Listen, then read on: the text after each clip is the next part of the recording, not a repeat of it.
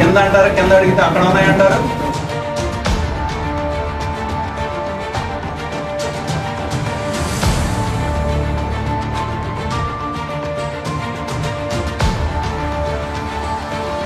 Material ఎక్కడ ఉందని నేను అడగట్లా, స్టాక్ రిజిస్టర్ ఎక్కడ ఉందని అడుగుతున్నా. ఎంత మెటీరియల్ ఉంది, మీరు మంత్లీ ఇంటెంట్ పెడతారు.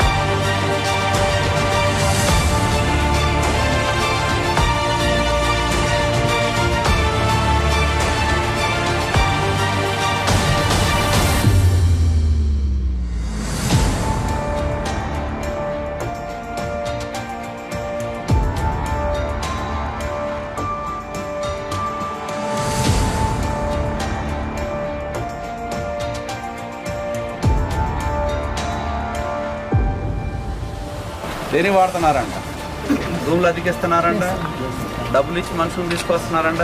ఒకసారి లోన్ వేస్తే అయిపోద్ది. అది కాదా, ఎవరైనా వచ్చి ఊళ్ళో వాళ్ళు నడవటానికి మీకు వచ్చే అభ్యంతరం ఏంటి? రాకూడదు అవన్నీ చెబుతున్నారంట. సామ్రాజ్యం మీద ఏమన్నా ఊళ్ళో వాళ్ళు వస్తే మీకు వచ్చేది ఏంటి? చాలా విచిత్రంగా ఉన్నారా మీ అందరూ? మీ రాజ్యం అనుకుంటున్నారంటే ఇదేమన్నా?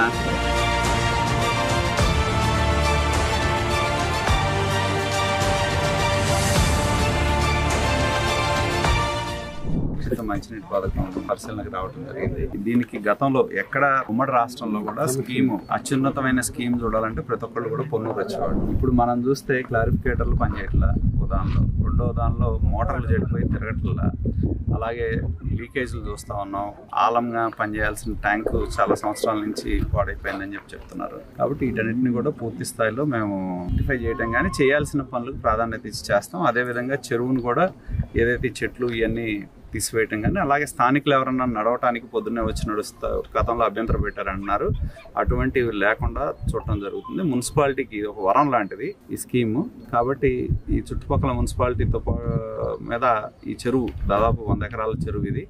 దీన్ని పూర్తి స్థాయిలో బాగు చేసే విధంగా మొత్తం కావాల్సిన సౌకర్యం, వస్తువులు, ఏదైతే మోటార్లు బాగు చేయటం కానీ ఇవన్నీ కూడా రిపేర్స్ కూడా పూర్తి స్థాయిలో చేయటం జరుగుతుంది.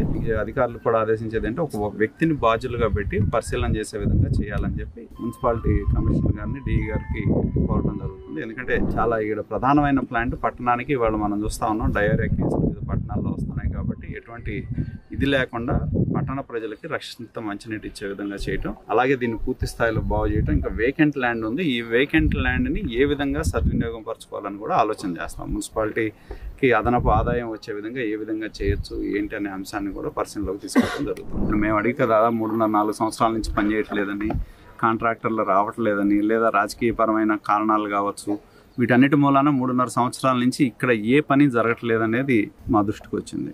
కాబట్టి ఇవాళ ఏంటంటే కొత్త ప్రభుత్వం వచ్చింది, కొత్త పాలకులు వచ్చాం, పూర్తి స్థాయిలో దీనికి కావాల్సిన పనులు చేయాల్సిన విధంగా పూర్తి స్థాయిలో కంప్లీట్ చేస్తాం. పట్టణ ప్రజలకి రక్షిత మంచినీరు ఇవ్వటం, నాణ్యమైన నీరు ఇవ్వటమే లక్ష్యంగా మేము పనిచేయడం జరుగుతుంది.